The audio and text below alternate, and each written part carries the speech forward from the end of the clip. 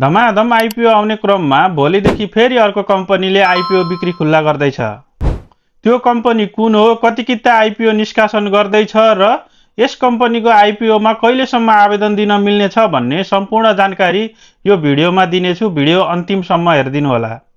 Apollo hydro power लिमिटेडले भोलि फागुन 11 गतेदेखि फागुन 14 गतेसम्म 94,000 किता सेयर वैदेशिक रोजगारीमा रहेका लगानीकर्ताहरूका लागि निष्कासन गर्दैछ भने 4,70,000 किता सेयर फागुन 11 गतेदेखि फागुन 25 गतेसम्म स्थानीयहरूका लागि निष्कासन गर्दैछ।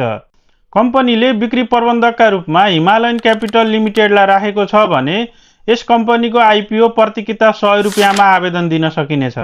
वैदेशिक रोजगारीमा भएर पनि वैदेशिक कोटाको आइपिओ कसरी भर्ने भन्ने थाहा छैन भने मेरो प्रोफाइलमा पिन गरेको भिडियो हेर्नुहोला, त्यहाँ मैले सम्पूर्ण जानकारी दिएको छु।